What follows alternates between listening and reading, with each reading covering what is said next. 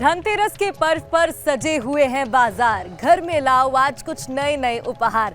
झालर दीपों से सजे आज सभी के गहे। मन के नभ से आज तो बरसे मधुरम ने है। नमस्कार, धनतेरस की आपको बहुत बहुत शुभकामनाएं। मैं हूं आपके साथ प्रगति शर्मा। धनतेरस से दिवाली के उत्सव की शुरुआत हो जाती है और धनतेरस का दिन बेहद ही खास और महत्वपूर्ण होता है। दिवाली के दिन मां लक्ष्मी के आशीर्वाद पाने से पहले धनतेरस पर भगवान धनवंतरी और भगवान कुबेर की पूजा करना भी जरूरी होता है। आज की भागती दौड़ती जिंदगी में कोई परेशान है, कोई बीमारी से पीड़ित है, तो किसी को व्यापार में घाटा हुआ है, तो इस बार धनतेरस को कैसे बनाना चाहिए और कैसे खास बना सकते हैं, क्योंकि कई साल बाद धनतेरस पर बन रहा है अद्भुत संयोग जो आपको रखेगा सेहतमंद और करेगा मालामाल। तो कैसे करें भगवान धनवंतरी और भगवान कुबेर की पूजा, ये बताने के लिए हमारे साथ खास मेहमान मौजूद हैं। हमारे साथ आचार्य राज मिश्रा जी मौजूद है। बहुत बहुत स्वागत है आपका। धन्यवाद। जय श्री राम। आचार्य जी, सबसे पहले तो धनतेरस का महत्व क्या होता है यही जानना चाहूंगी। क्यों इस पर्व को खास माना जाता है, क्यों इतना महत्वपूर्ण है और इस बार क्या शुभ संयोग बन रहा है जिससे कि माला माल हो सकते हैं लोग? जी बिल्कुल। धनत्रयोदशी की सबसे पहले तो न्यूज स्टेट, न्यूज नेशन और आपके पूरे परिवार के साथ समस्त दर्शकों को बहुत सारी हार्दिक शुभकामनाएं। आदिशक्ति माता लक्ष्मी कृपा आप सब पर बनी रहे, यही शुभकामना है। भगवान विष्णु का आशीर्वाद आप सब पर बना रहे।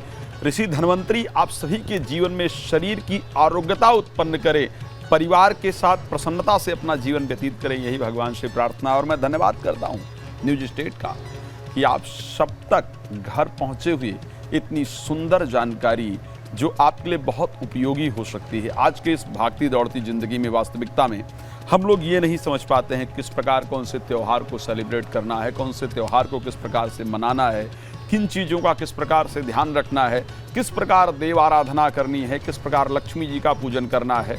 बहुत सारी इन बातों से शायद हम लोग अनभिज्ञ रह जाते हैं। और साधारणतया ऐसा है कि बहुत सारी जगह जो सोशल मीडिया इत्यादि पर शायद कई बार ऐसी नॉलेज मिलती है जो हमारे लिए उपयोगी नहीं होती है। तो मैं धन्यवाद करता हूँ न्यूज स्टेट का जो आप सभी को घर पहुँचे इतनी सुंदर इन्फॉर्मेशन प्रोवाइड करा रहे हैं।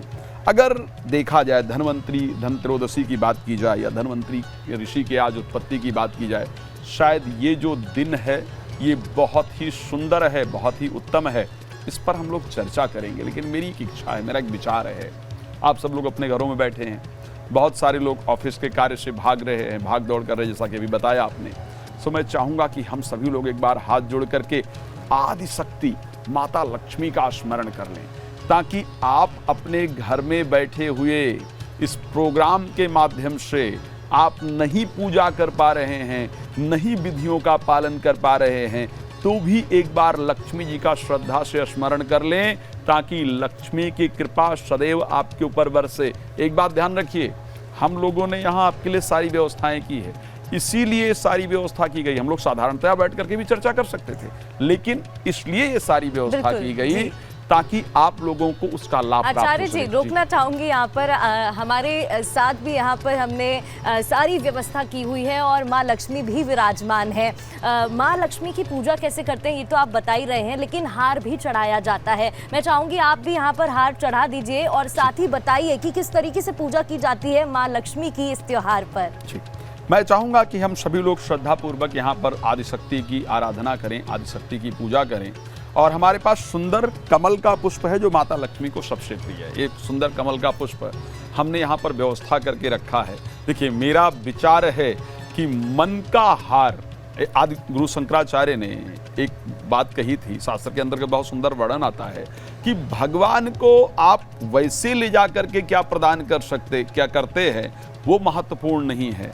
आप मन से भी मानसिक पूजन का वर्णन आदि गुरु शंकराचार्य ने बहुत सुंदर वर्णन किया है। तो यदि मन से भी आप भगवान को कुछ अर्पण करते हैं तो परमात्मा निश्चित रूप से उसको स्वीकार करते हैं। तो आप वहाँ बैठे बैठे मन में ये इस प्रकार का संकल्प कीजिए कि आदिशक्ति को हम हार अर्पण कर रहे हैं और माता लक्ष्मी को सबसे प्रिय कमल का पुष्प आप सबकी तरफ से न्यूज स्टेट ये प्रदान करने जा रहा है। ये पुष्प आपके द्वारा ही, समझ लीजिए, जो आप दर्शन कर रहे हैं ये आपके द्वारा ही है। हम श्रद्धा से अर्पण कर रहे हैं, आप इसको अपने मन में स्वीकार कीजिए और माता लक्ष्मी से अपने लिए प्रार्थना कीजिए। माता लक्ष्मी इसको स्वीकार करेंगी।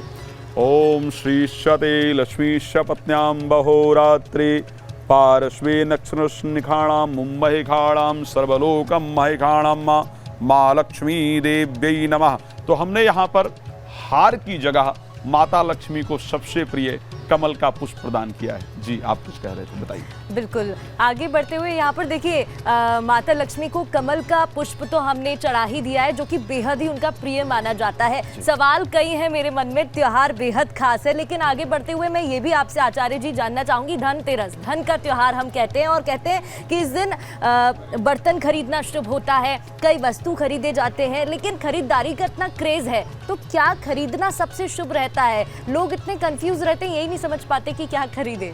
सबसे पहले देखिए, एक चीज हम सबको ध्यान रखना होगा कि बर्तन खरीदना ये त्योहार सिर्फ धन को लेकर के ही नहीं है, और मेरे विचार से धन सिर्फ पैसा ही नहीं है। सब ये सोचा जा सकता है, हम धन, जब भी धन की बात आती है तो हमारे विचार से आता है कि धन सिर्फ पैसा हो सकता है, लेकिन भागवत का एक सुंदर श्लोक है, अर्थागमो नित्यम रोगिता चा प्रिया चा भार्या प्रियवादिनी चा।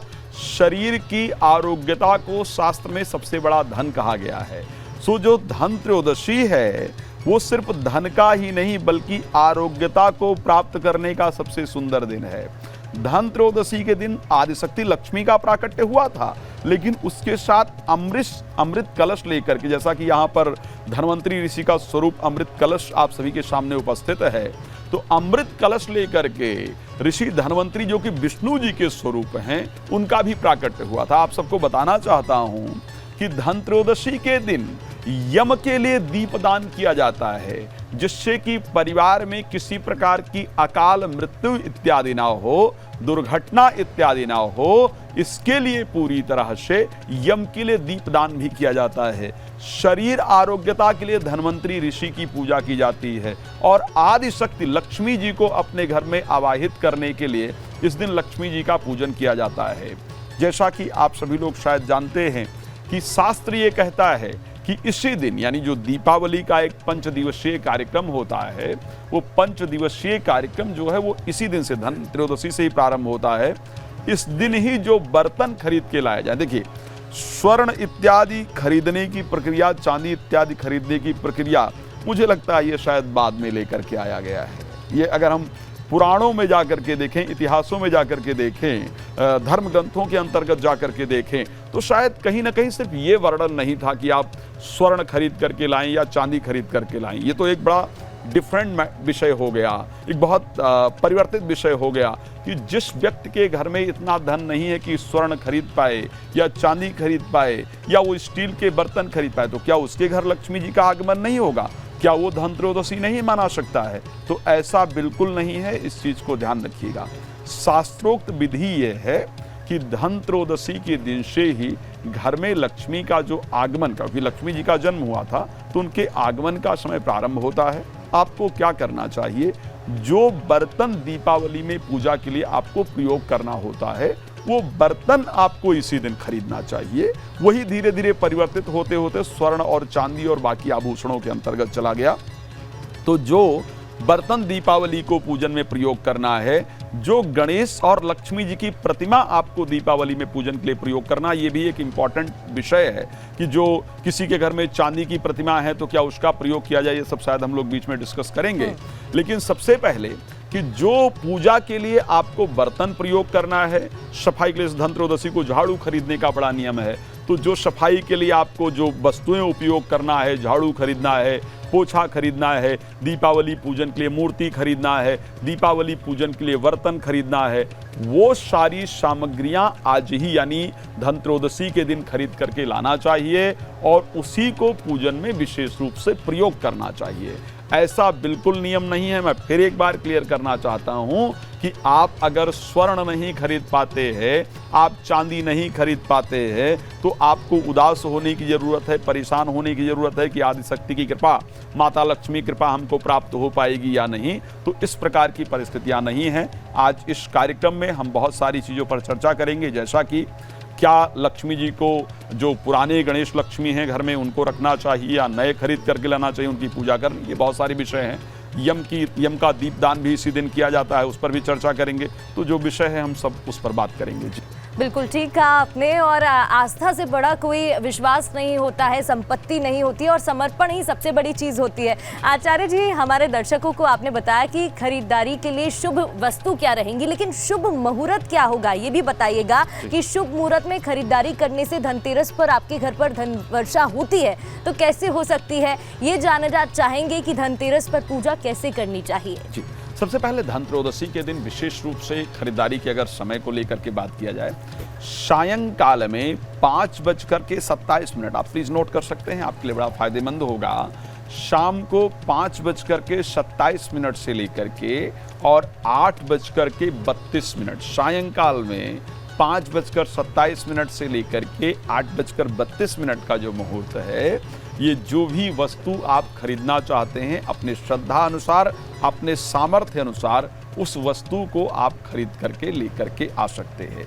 पूजन के मुहूर्त को अगर हम लेकर के बात करते हैं कि पूजन किस प्रकार करना चाहिए, इस विषय पर अगर हम चर्चा करते हैं तो जो भी हम चाहे वो लक्ष्मी गणेश जी की प्रतिमा को लेकर के आते हैं या भगवान विष्णु की प्रतिमा को लेकर के आते हैं या पूजन के लिए जो भी बर्तन इत्यादि हम लेकर के आते हैं, आज का एक नियम होता है धनत्रयोदशी का कि बर्तन को स्वच्छ करना चाहिए, साफ सुथरा करना चाहिए, अपने घर की सफाई इत्यादि करना चाहिए। जैसे झाड़ू खरीदने का बड़ा नियम है, इस दिन झाड़ू बहुत जरूरी लोग खरीदते हैं, तो यदि झाड़ू इत्यादि सफाई के जो उपकरण हमको खरीदने हैं उसको हमको मॉर्निंग में 10 से लेकर के और 12-20 के बीच में खरीदना चाहिए। 10 से लेकर के 12-20 के बीच में जो झाड़ू इत्यादि आप खरीद रहे हैं, पोछा इत्यादि खरीद रहे हैं, सफाई का कोई चीज, तो उसको सुबह खरीदिए।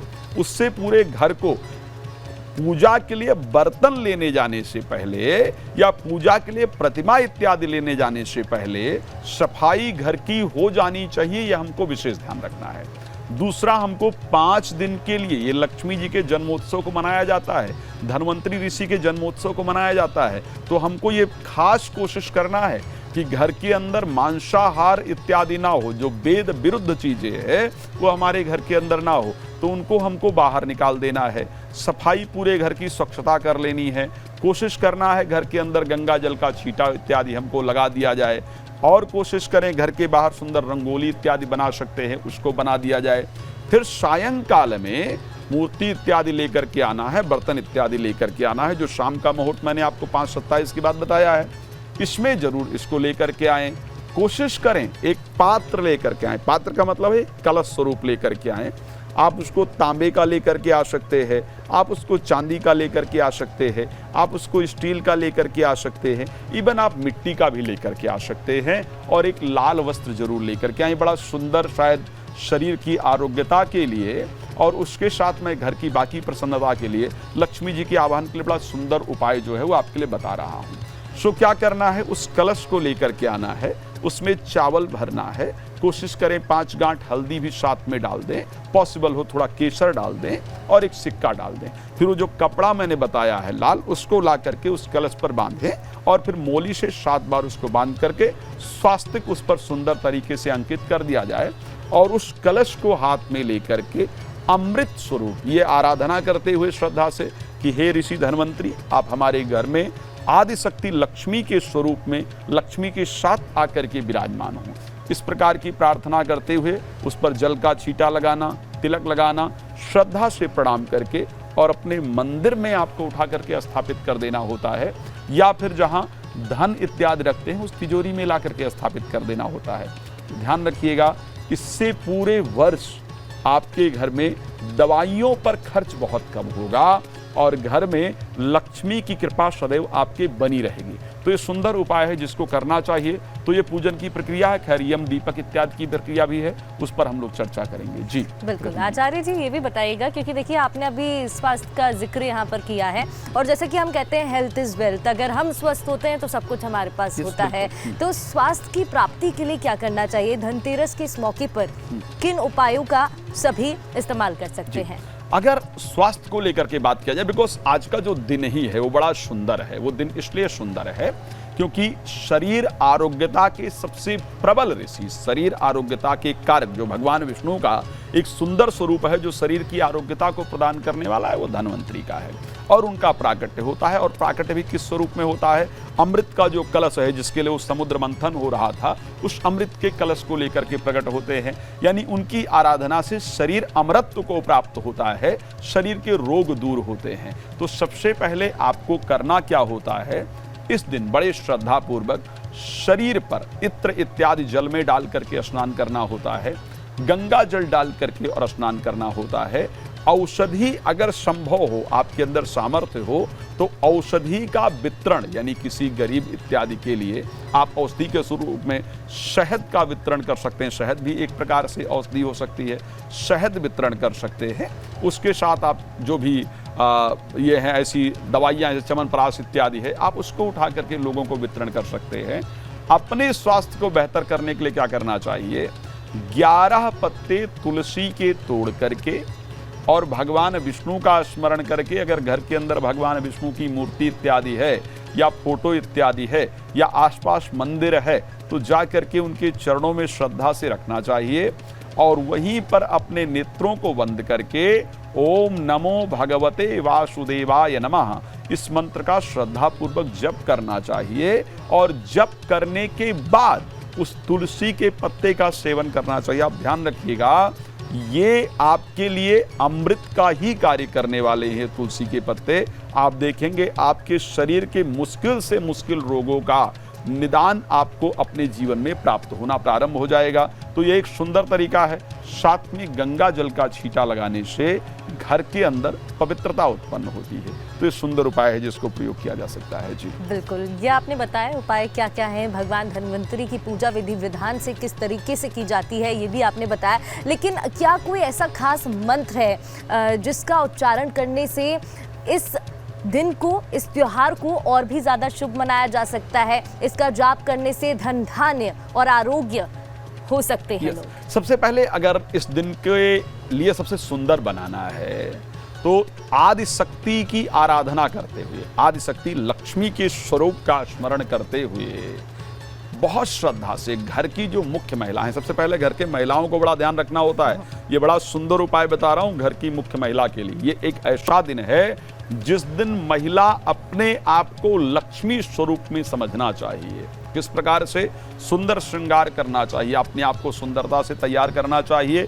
बिछुआ जरूर पहनना चाहिए, पैर में पायल जरूर पहनना चाहिए, विवाहित हैं मांग में सिंदूर जरूर लगाना चाहिए, और आलता जो कि वो रंग पैर में लगाया जाता है, अगर पॉसिबल हो तो उसका प्रयोग करना चाहिए।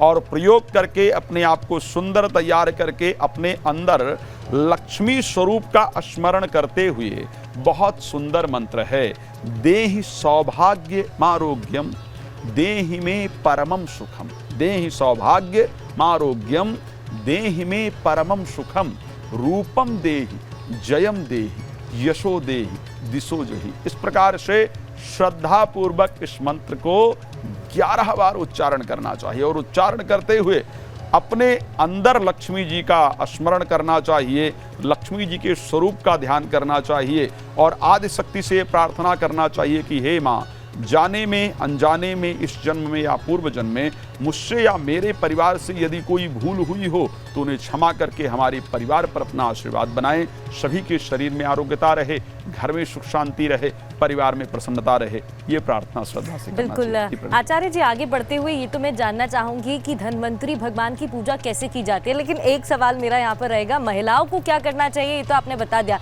लेकिन पुरुषों को क्या करना चाहिए? हमेशा जिम्मेदारी महिलाओं पर आ जाती है, संक्षेप में ये भी जरा बता दीजिए। देखिए, सबसे पहले प्रगति जी, धर्म को निर्वाह करने की जो जिम्मेदारी है ना, वो महिलाओं की ही है।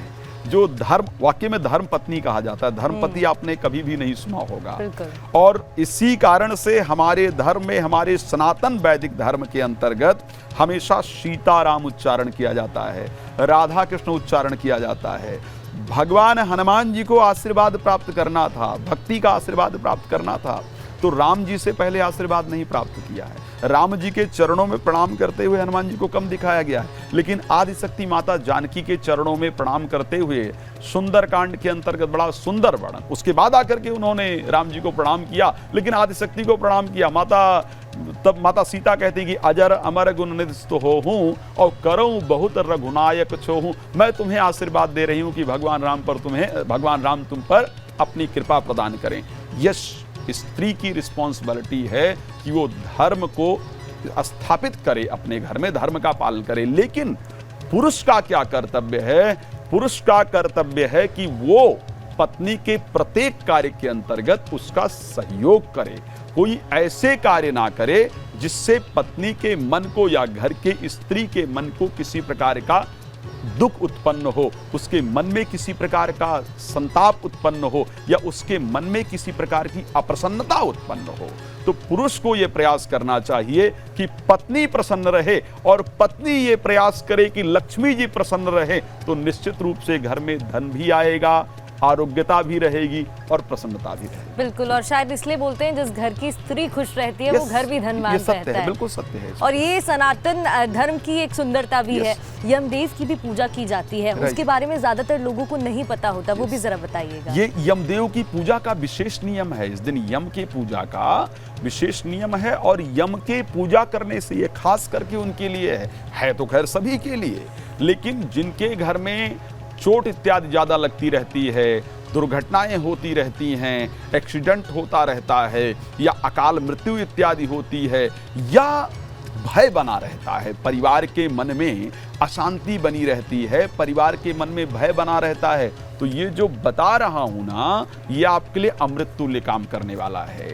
धनत्रयोदशी के दिन ही सायंकाल में सूर्यास्त के बाद एक दिया लेकर के, चौमुखी दिया नहीं होना चाहिए, इसको ध्यान रखिएगा, एक मुखी दिया का नियम है। चौमुखी, बहुत सारे लोग भ्रांति के कारण चौमुखी दिया जलाते हैं, लेकिन एक मुखी दिया जिसमें मोली या रुई का सूत्र बत्ती बना करके दक्षिण की तरफ मुख करके, और सरसों के तेल का दिया, ये भी खासकर आपको ध्यान रखना है, सरसों के तेल का दिया दरवाजे के बाहर, जो आपका एंट्रेंस है, जो मुख्य द्वार है, मुख्य द्वार के बाहर कोई अन्न भर करके, एक किसी पात्र में, चाहे तो किसी बर्तन में या किसी दोने इत्यादि के अंदर गेहूं भर करके, उड़द भर करके, या कोई भी अन्न, खास करके जौ मिल जाए तो सबसे सुंदर है, जौ भर के फिर उसके ऊपर उस दिया को रख करके दक्षिण की तरफ घर की मुख्य महिला को जलाना चाहिए। महिला ना हो तो पुरुष जला सकता है, अन्यथा घर की मुख्य महिला को